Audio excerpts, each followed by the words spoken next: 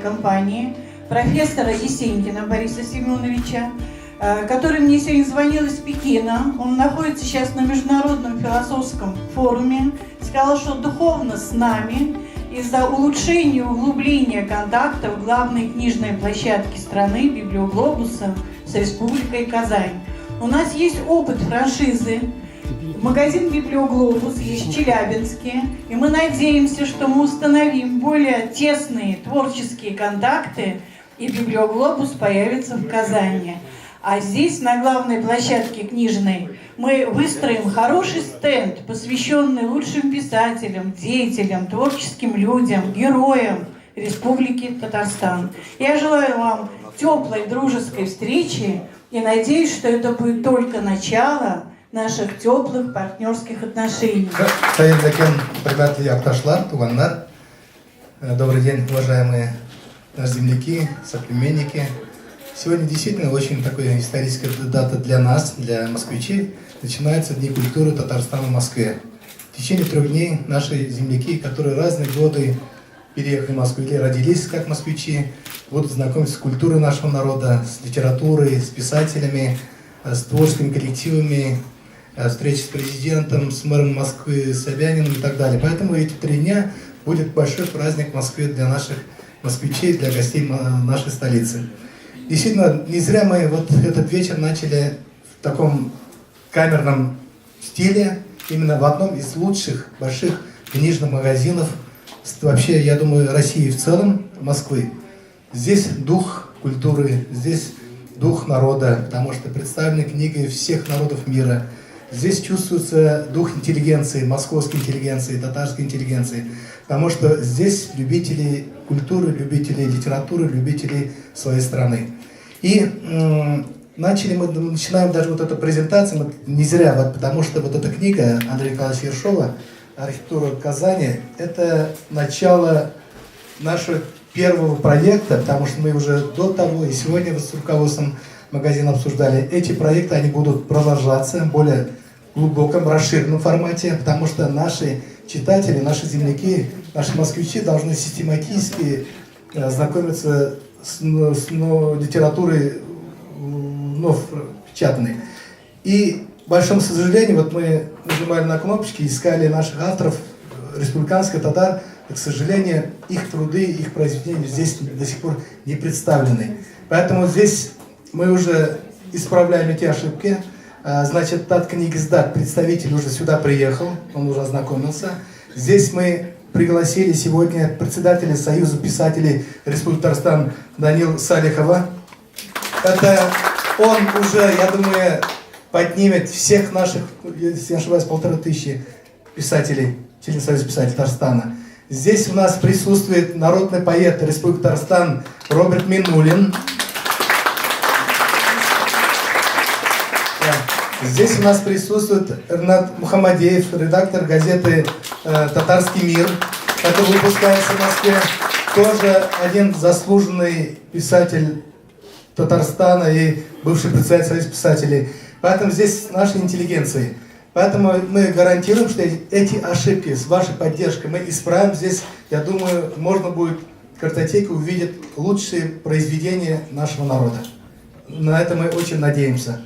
И действительно, вот фактически много книг выпускаем мы и про москвичей, которые наши земляки, и про события, и про личности. Поэтому эти книги, я думаю, тоже найдут достойное место на полках вашего прекрасного магазина.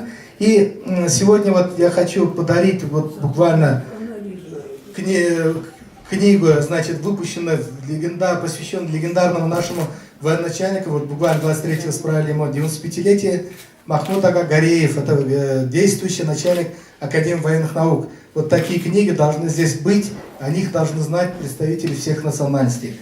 Здесь мы сегодня также дар магазину «Книга памяти и славы». Это здесь 1945 татарстанцев, защитники Москвы, которые остались на этой земле. Вот такие книги тоже выпускаем, потому что война, о войне никто не должен забывать, никто не имеет права переписывать. Поэтому такие книги тоже, я думаю, найдут достойное место. Здесь фамилии татарстанцев, которые здесь в Подмосковье лежат здесь. И вот хочу тоже нашим землякам тоже представить и дар магазину. Это вот как раз книга Черепанова. герои Казани. Тоже о них наши москвичи, о них наши соплеменники должны знать. Поэтому, и, конечно же, люди, которые, как Борис Николаевич Ельцин, когда уже последний год жил, последний юбилей был, у него спросили: Борис Николаевич, вы помните, вот, у вас есть особое мнение или особое отношение к какому-то человеку вообще в жизни? И он сказал: Шаймиев. Почему Шаймиев? Потому что он спас Россию. Вот самые тяжелые годы, когда межнациональные отношения, когда чеченские события начались, Шаймиев спас Россию. Вот поэтому эта книга, вот Шаймиев, это «Жизнь замечательных людей», тоже эта книга должна найти достойное место на полках магазина. Конечно же, люди, которые приехали молодыми студентами в Москву, в нашу столицу, и стали настоящими россиянами с большой буквы. Это такие люди, как Ренат Сульманович Акчурин, академик медицины. Поэтому на полках магазина вот о них тоже книги должны лежать. И так далее, и так далее. Федор Шаляпин, который действительно казанец настоящий. Эти книги мы сами выпускали с автором. Поэтому вот эти книги я вот оставляю магазину, но мы будем стремиться, чтобы их было побольше, и люди должны о них знать. Поэтому огромное спасибо вам, участникам этого собрания, огромное спасибо руководству магазина, что дали нам возможность представить наших писателей, наших авторов. И я думаю, добрый путь. Наши проекты мы после этих мероприятий обсудим. Я думаю, эти творческие вечера, такие театральные, я думаю, будут постоянными и на территории полпресса, или на территории вашего прекрасного магазина. Поэтому с началом Дней культуры Татарстана в Москве добрый путь. Я профессор Казанского федерального университета, бывший ректор Академии, Госмуниципального управления при президенте Республики Татарстан. Вот. И то, что я представляю сегодня альбом по архитектуре Казани, в общем-то, это как бы моя, я не знаю, уже сегодня, наверное, вторая профессия, потому что я этой темой занимаюсь давно, архитектурой. В свое время был еще когда-то самым юным членом клуба любителей казанской старины при Госмузее, тогда еще от СССР. И, в общем, краеведением как-то интересуюсь всю жизнь, архитектурой особенно. И на протяжении почти 20 лет, кто будет читать эту книгу, он узнает об этом. Я фотографирую Казань. И, конечно, в первую очередь, памятник архитектуры, который привлекает особенно внимание жителей Казани, гостей Казани. И должен сказать, поскольку я нахожусь в этой теме, изучаю постоянно дома стиля модерн, которые представлены вот в этом альбоме, должен вам сказать, и, наверное, вы со мной согласитесь, что это самые привлекательные дома города Казани. К счастью, они сохранились почти полностью, за исключением, может быть, деревянной части Казани, которая была в стиле модерн. Там меньше домов сохранилось. Но что касается каменной Казани, и поэтому я должен сразу же поблагодарить и руководство республики, и руководство города Казани, что она сохранила вот эту часть Казани, которая действительно является лицом Казани. Я вспоминаю встречу с Никитой Струве. Знаете, да, это был наш соотечественник, который жил во Франции. Мы с ним дважды в Казани встречались, а потом мы с ним в Париже встречались. Я хочу просто его мнение об архитектуре Казани вам сказать. Этого человека, когда мы с ним были в магазине, это был, наверное, 2009 год, кажется, разговаривали с ним по архитектуре, вот он выделил два города по архитектуре в России, это Петербург и Казань. Он сказал, что вот эти два города нужно особенно сохранять, потому что эти города несут вот лицо как раз, сохранили свое лицо, и есть свое лицо в этих городов, оно узнаваемо. Не случайно сегодня в Казани очень много туристов. Вы знаете, больше 2 миллионов. И в прошлом году туристов было в Казани. В этом году предполагается около 3 миллионов туристов. 4 миллиона уже. Да, мы казанцы, мы это видим. И, конечно, очень нужно нам сохранять обязательно город. Теперь немножко я хотел по архитектуре остановиться. На стиле модерн. Почему модерн? Этот стиль характерен был для конца 19 века и начала 20-го. Последнее сооружение, которое я вот знаю, это вот мечеть. Она несколько названий носит. Одно из названий — тысячелетие принятия ислама. Построена была архитектором Печниковым уже в начале 20-х годов. Причем в советское время мечеть была построена. Вот как раз в стиле модерн. конечно, основная масса домов в Казани была построена до 17 года. После 17 уже вот этот период. И почему-то это, конечно, не связано с революцией, я думаю. Это просто коснулось даже других стран и других городов нашей страны. Этот стиль, он постепенно стал уходить. Вот в 20-е годы уже, там, вы знаете, конструктивизм пошел, другие стили, неоклассицизм и так далее. И вот то, что было построено в конце 90-х годов 19 века и до 17 года, это буквально жемчужина, можно сказать. Вот это памятники, прекрасные памятники, которые вы можете вот увидеть в альбоме, и которые, если вы, конечно, здесь я уже вижу жителей многих, которые жили в Казани, люди, которые бывают часто в Казани. Я должен сказать, что стиль этот архитектурный, он коснулся разных домов, и особняков, частных домов.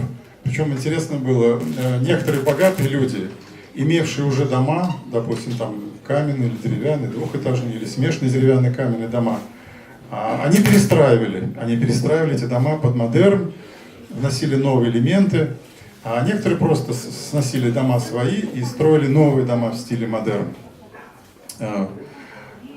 И это коснулось и особняков, как я говорю. Вот кто знает, вот Союз писателей здание, да, в Казани, бывали на Союзе писателей. Вот это здание построено в стиле модерн. Хорошо сохранилось до сих пор, ну, кроме там, допустим, крыши веранды, которая кованая была, вот она, к сожалению, исчезла. Но все остальное там хорошо сохранилось. На этой же улице, которая Муштари, значит, мы можем там наблюдать дома, вот, где сегодня профсоюзы находятся, это бывшее здание банка. Здание сейчас Академия медицинской, тоже в стиле модерн. По этой же улице несколько домов. Яркий пример в стиле модерн — это дом архитектора Лишкевича, который очень много построил домов в стиле модерн Лишкевич. Это дом Муштари, улица Муштари, дом 33. Дом, кстати, когда вы будете читать альбом, я там об этом упоминаю, он увековечен писателем Василием Аксеновым в одном из своих романов. Потому что на этом доме, там под эркером, балконом, есть такая химера. Кто в Казани бывал, там химера, вот про эту химеру вспоминает, поскольку он жил рядом в соседнем доме, где, кстати, в этом доме, кстати, жил Галимжан Ибрагимов, писатель в этом доме жил. В этом же доме жил писатель Адель Кутуй. Так что вот этот район, он очень интересный, и там много представлено домов.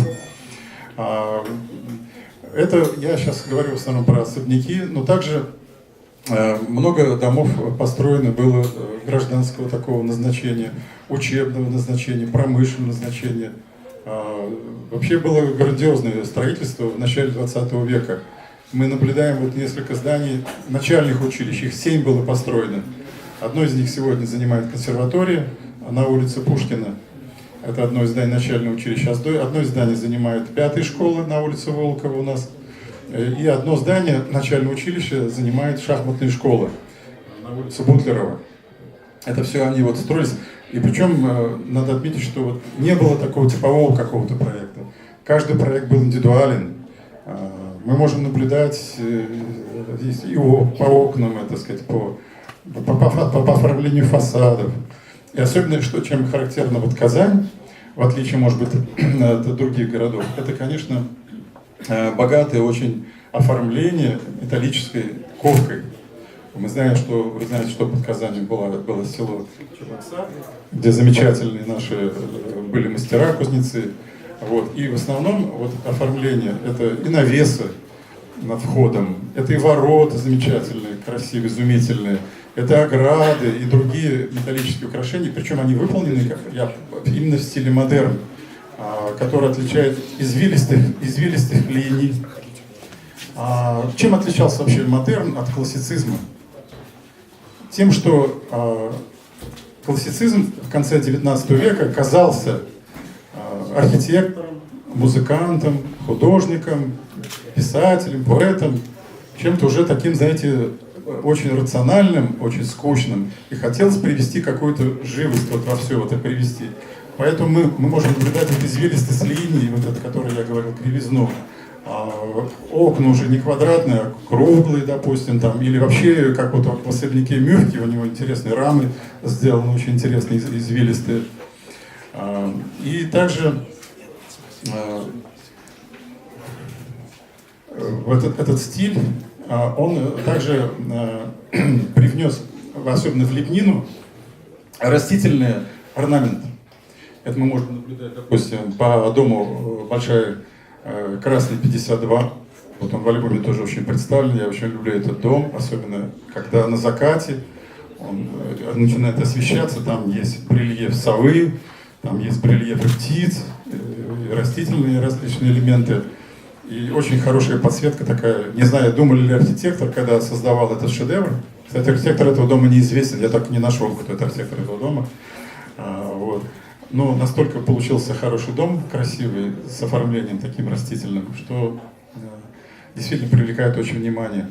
Поэтому не случайно, конечно, любят туристы наш город. Они, конечно, останавливаются, всегда смотрят. Ну, шедеврами, будем говорить так, такими, будем говорить, это, конечно, наш пассаж Александровский, да? Здесь что можно сказать? Что привнес вот этот стиль? Это мы сегодня как раз вот проезжали, говорили про атриум, про стеклянные потолки. Изумительный очень тоже стеклянный потолок на проходе, на пассаже Александровском. Рядом стоит через один буквально дом Чернояровский пассаж, там тоже стеклянный потолок. Ну и, конечно, были очень изумительные интерьеры, которые, к сожалению, сохранились, не во всех домах сохранились. Тогда люди богатые, хозяева этих домов, они вкладывали, конечно, очень много в богатое оформление интерьеров. Но сегодня по сохранности мы можем вот привести, это наша национальная библиотека, это дом знаменитый Зинаиды Ушковой, сейчас Национальная библиотека Республики Татарстан. Там в основном все сохранились интерьеры, и тоже они в альбоме, часть из них, все невозможно было, конечно, представить, потому что по такому зданию, как этот дом, нужно делать отдельный альбом, просто составлять. Этот дом, он составлен из разных стилей. Там и китайский стиль, восточный стиль. Там представлен ислам тоже представлен в одном из помещений. Там надписи, значит, на арабском языке представлены. Вот. И уникальные сохранились витражи, которые были выполнены еще в Париже в начале века, привезены из Парижа, и до сих пор Шампиньон, автор, его автограф, он на окне до сих пор сохранен. И я, как вот консул Франции в Казани, стараюсь привозить туда французов всегда и показывать вот это окно им, что вот здесь французское у нас, значит, есть след, составляющие. Кстати, французы жили в Казани. А что касается архитекторов, многие из них имели немецкие корни.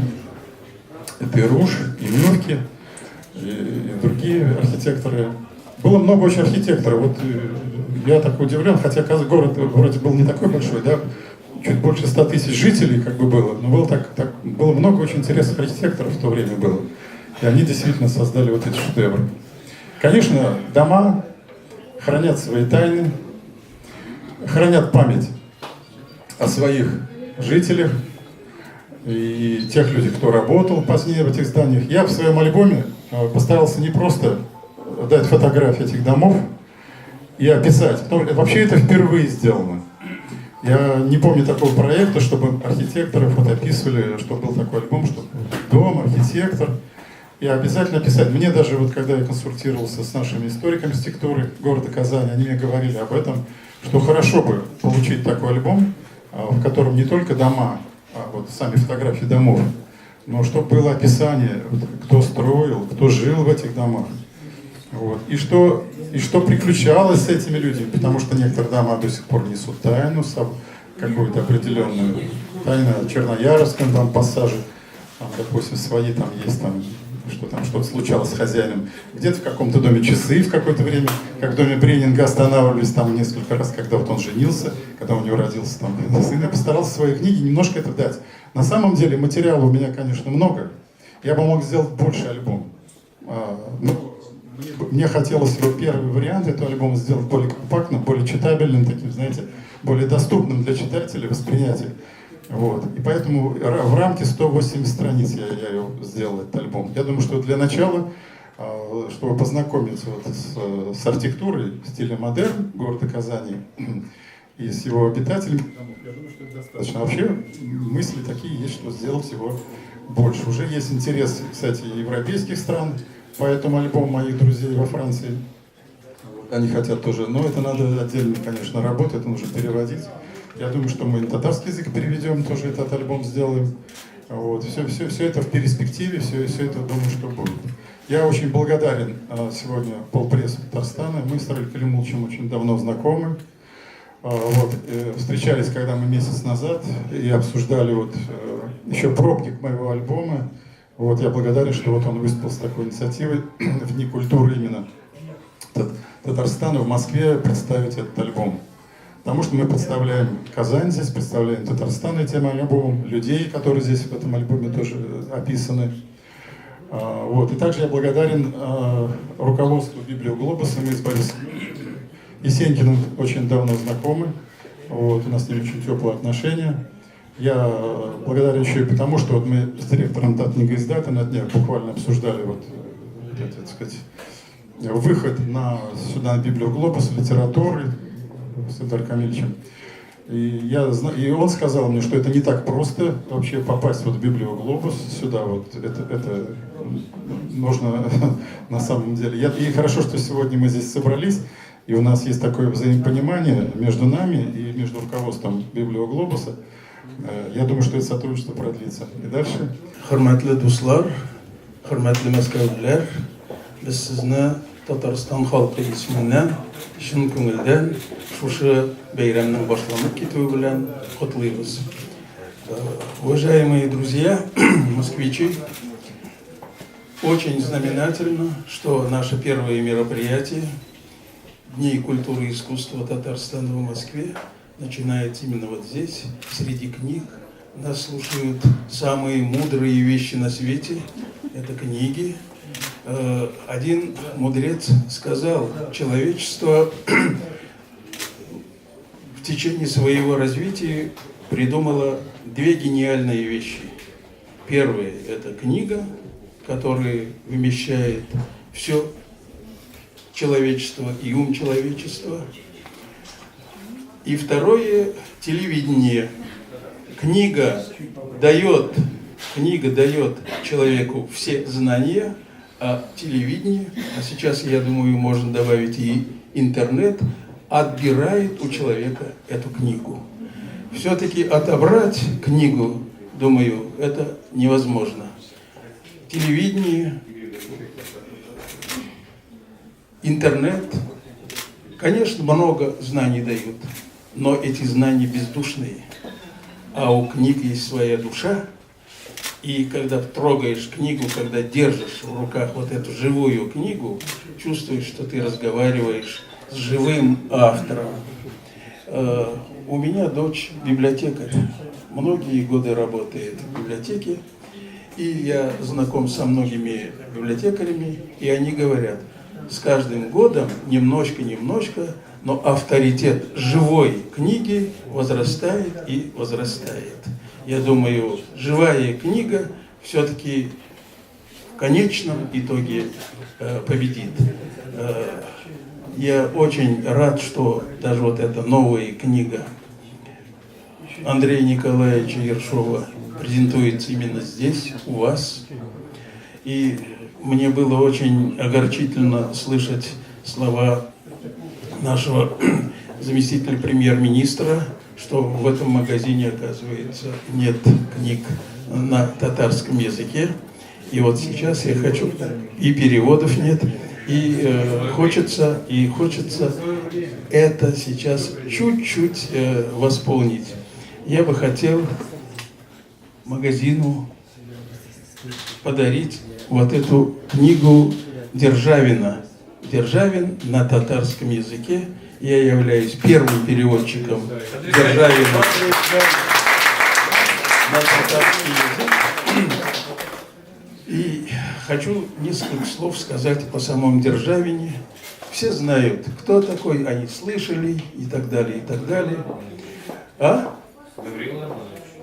Гаврил Романович, а скорее всего Баграм Мурзаула.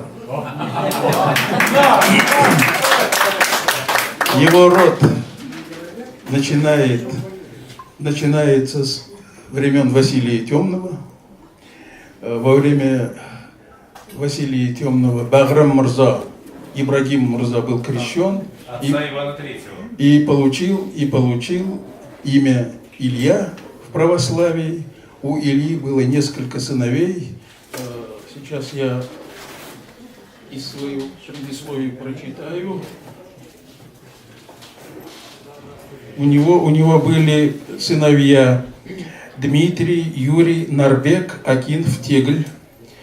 И от этих имен произошли дворянские роды Нарбековых, Акинфовых, Теглевых и так далее, и так далее. Дмитрий Ильич Нарбеков, у него было 3 сына: Назарий, Алексей и Держава. И вот от Державы происходит и Гаврила Романович Державин. И он всегда подчеркивал, что он по происхождению татарин. Об этом говорили и многие великие русские ученые и писатели. Даже Пушкин критиковал Державина, говорит, какие у него корявые предложения. А потом воскликнул: «О Боже, гений Державина мыслит по-татарски». Вот этого Державина на татарском языке я бы хотел с удовольствием подарить этому замечательному, мудрому заведению. Это, во-первых. Браво! Спасибо. И хотел бы и себя пристегнуть к Багрыме Мурзаулы и моя книга на татарском языке. Еще раз я вас всех поздравляю, и мы ждем вас всех на наших мероприятиях Дней литературы, искусства и культуры Татарстана в городе Москве. Спасибо. Hürmetli dostlar, Гафу итегез татарча яхшы сөйләшәдем, шуңа күрә шайтарман. Несколько лет назад, работая в школе будущего, у нас был сумасшедший проект, который назывался «Соприкосновение». И дети изучали культуру народов России, коренных народов России, я подчеркиваю. Долго занимались, был прекрасный проект, и вдруг случилась Осетинская война. И все были в отпуске, дети готовились к экзамену. И вдруг они меня вызывают и говорят: Ольга Хасяновна, мы хотим обращаться к обществу, чтобы нас услышали. И что они написали? Вот я сейчас скажу, а прям дрожь по коже идет. И они написали: нельзя расстреливать культуру. Вот никогда эти слова не забуду. Культура, в общем-то, каждый человек определяется по культуре. Как, в чем, с чем, и почем, и откуда, и что.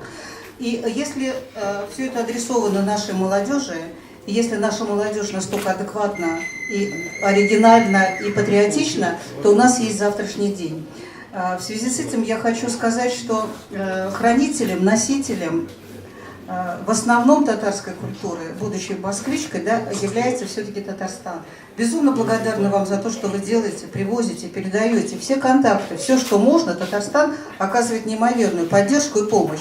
И вот вся коллекция, которая у нас там выслана, и частная коллекция, и татар-маркет, и все на свете, это жалкая часть той культуры, которой мы с вами все обладаем. Но в зале не находится ни одного человека с национальной одеждой, с национальной символикой, с национальными какими-то атрибутами. Мы стали все понемножку стесняться. А когда народ стесняется, то мы ее чуть-чуть, простите, теряем.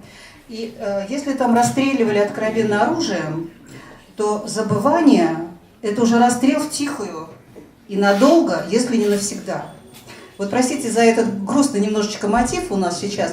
Я просто хочу немножечко вас призвать, чтобы мы не проходили мимо нашей культуры. Книги прекрасны, они всегда с нами, они будут. Все это двинулось вперед, и библиотеки помогают, и языковые группы. И вот очень хочется, что... Но к культуре мы придем только когда соприкоснемся. В каждой семье есть женщины, в каждой семье есть дети.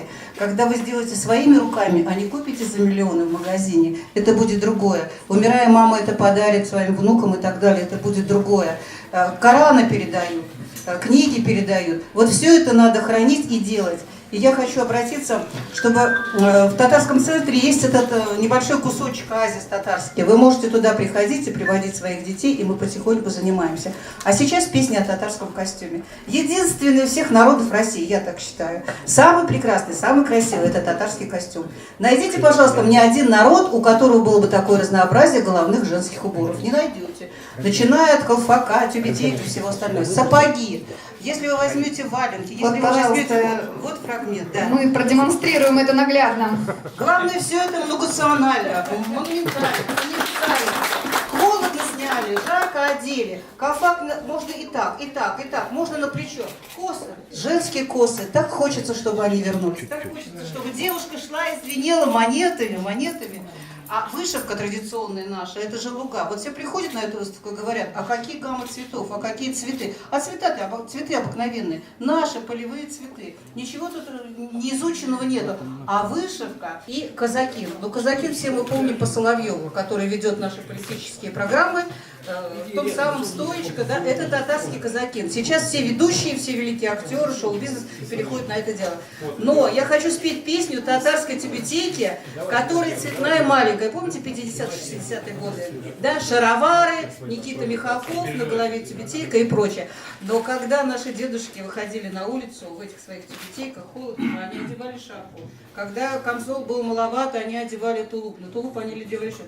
А сапоги? Если татары выходили, у них были домашние сапоги, и если они выходили на улицу, как вы думаете, что они одевали? Они одевали кожаные калоши. Сначала были кожаные калоши. Уникальная вещь, про которую все забыли. Все помнят, что это резиновая. Нет.